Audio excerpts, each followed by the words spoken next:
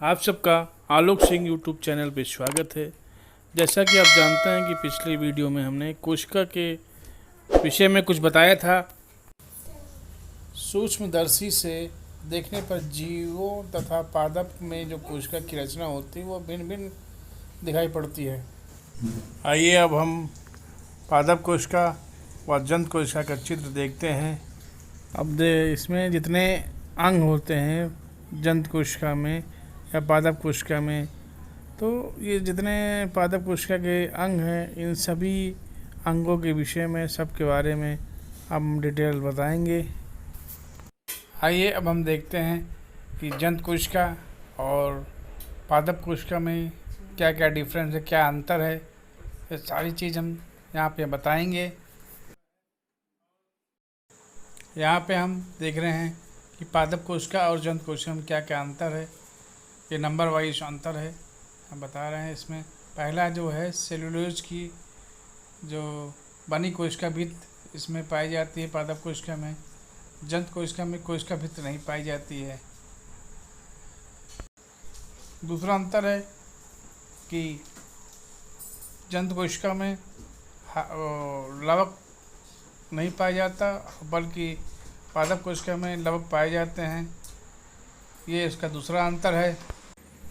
इसमें बड़े आकार की रिक्तिकाएँ पाई जाती हैं, जबकि जंत कोशिका में रिक्तिकाएँ नहीं होती हैं अथवा बहुत छोटी होती हैं। अब आता है चौथा अंतर, तारक का एक केवल शैवाल और कवक में पाया जाता है पादप कोशिकाओं में, जबकि जंत कोशिका में तारकाय व्यापक रूप से जो है पाया जाता है।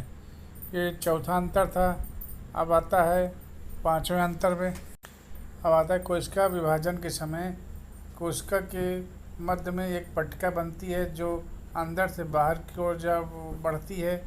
कोशिका विभाजन में समय कोशिका एक खास द्वारा दो भागों में बढ़ते हैं जो बाहर से अंदर की ओर आती है। कवक के अतिरिक्त पादप कोशिका में भोजन जो है मंड के रूप में संचित रहता है, जबकि जंत कोशिका में भोज पदार्थ ग्लाइकोजन एवं बायोटिन के कणों के रूप में संचित रहता है। इसी प्रकार हम देखते हैं कि पादप कोशिका में लाइसोम नहीं पाया जाता, बल्कि जंत कोशिका में लाइसोम पाया जाता है। ये पादप कोशिका और जंत कोशिका के मुख्य अंतर थे। अब आता है कि जंत कोशिका के कुछ चित्र हैं जिसके हम जो नामांकित चित्र है उसके विषय में बताते हैं। इस फिगर में आप देख रहे हैं ये पादप कोशिका का चित्र है।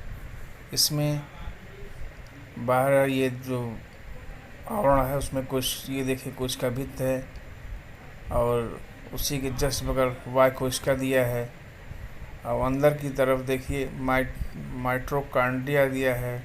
उसी के जस्ट बगल आपका ये राइबोसोम दिया हुआ है।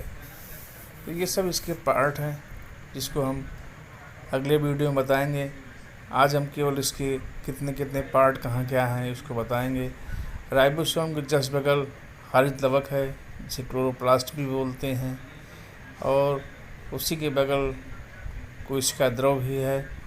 ये सब पादप कोशिका के पार्ट हैं जिसे सूक्ष्मदर्शी द्वारा जब देखने पे ये इसके पार्ट दिखाई पड़ते हैं। अब अगला पार्ट आता है।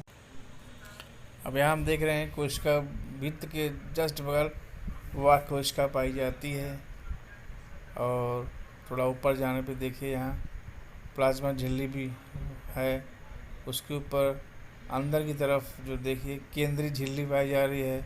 उसी के जस्ट बगल कुछ तंतु जैसी रचना है जिसे गॉल्जी का उपकरण भी कहते हैं। बीच में देखिए इसके केंद्रक पाया जाता है। तो इन फिगरों में जितने पार्ट हैं सारे पार्ट आर्ट दर्शा रहे हैं और हर पार्ट का हर भाग का वर्णन आपको हम अगले वीडियो में विस्तार से बताएंगे। आज आपको बताया कि कोशिका जंत कोशिका का चित्र कैसे है सूक्ष्मदर्शी से देखने पर। इसके अलावा उसके कितने भाग हैं, ये सारी चीज़ें आज हम इस वीडियो में बता रहे हैं। अब केंद्रक के बाद देखते हैं और इसके क्या क्या पार्ट हैं।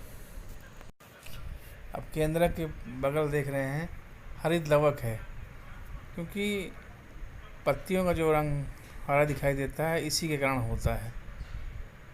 अब उसी के जस्ट बगल हम देख रहे हैं अंतर्द्रवीय जालिका पाई जाती है, उसी के जस्ट बगल लाइसोसोम पाया जाता है। तो ये सब इसके भी पार्ट हैं, इसका वर्णन हम अगली वीडियो में आपको बताएंगे विस्तार से। अब लाइसोसोम के जस्ट बगल देखिए, ये भी चिकनी अंतर्द्रवीय जालिका पाई जाती है। तो सूक्ष्मदर्शी देखने पे सारे पार्ट आपको स्पष्ट दिखाई देते हैं। अब आते हैं कि पादप कोशिका के आंतरिक संरचना में जो पार्ट हैं उसका थोड़ा फिगर देख लीजिए, जिसका वर्णन हम आपको अगले वीडियो में बताएंगे। तो इसके अंदर कुछ पार्ट वगैरह जो भाग हैं वो कौन कौन से भाग है उसके चित्र हम आपको यहाँ बता रहे हैं। इसमें पहला पार्ट जो आता है, देखिए ये कोशिका भित्त है। तो ये हमारा ये कोशिका भित्त का चित्र है। इसके अलावा इसके अंदर यहाँ पे देखिए ये माइटोकॉन्ड्रिया का ये हमारा फिगर है। और इसके अलावा ये सब इसके पादप कोशिका में ये सब पाई जाती हैं। अब आ रहा है ये गोल्जी बॉडी है, गोल्जी काय भी इसे कहते हैं। इसका फिगर आप देखिए, ये भी पार्ट जो है हमारी पादप कोशिका के में पाए जाते हैं भाग। दूसरा आता है ये एंडोप्लाज्मिक, ये हो पाया जाता है रेक्टिक्यूलम। ये भी पार्ट जो होता है हमारे पादप कोशिका के अंदर रहता है। तो ये सब सारे पार्ट जो है हम जो बता रहे हैं ये पादप कोशिका के भाग आंतरिक संरचना में जो पाए जाते हैं वो सब हैं। अब आता है, अब अगला फिगर आप देख रहे हैं लाइसोसोम का। तो ये भी हमारा पादप कोशिका का एक महत्वपूर्ण भाग है। और ये सारे पार्ट जो हम बता रहे हैं ये सब पादप कोशिका के महत्वपूर्ण अंग हैं, जिसे बोलते हैं। ये बहुत उसके महत्वपूर्ण पार्ट होते हैं। अगला पार्ट जो भाग आंतरिक संरचना में पाया जाता है ये कहलाता है, इसे हम कहते हैं रिक्तिका। ये पार्ट जो है ये भी पादप कोशिका का एक महत्वपूर्ण भाग है। अब रिक्तिका के अलावा जो पार्ट आता है वो कहलाता है अगला राइबोसोम कहलाता है। ये भी पादप कोशिका का ही एक भाग है। अब इसके अलावा अगला जो पार्ट है ये केंद्रक है, केंद्रिका जिसे बोलते हैं। ये हमारे पादप कोशिका का एक महत्वपूर्ण अंग है। तो ये सारे जितने पार्ट हैं उसमें पाए जाते थे। हमने सारा उसका फिगर दिखाया कि कौन कौन से पार्ट हैं। ये सारे चीज़ भागों के पार्ट का जो विस्तृत जानकारी हम आपको अगले वीडियो में देंगे।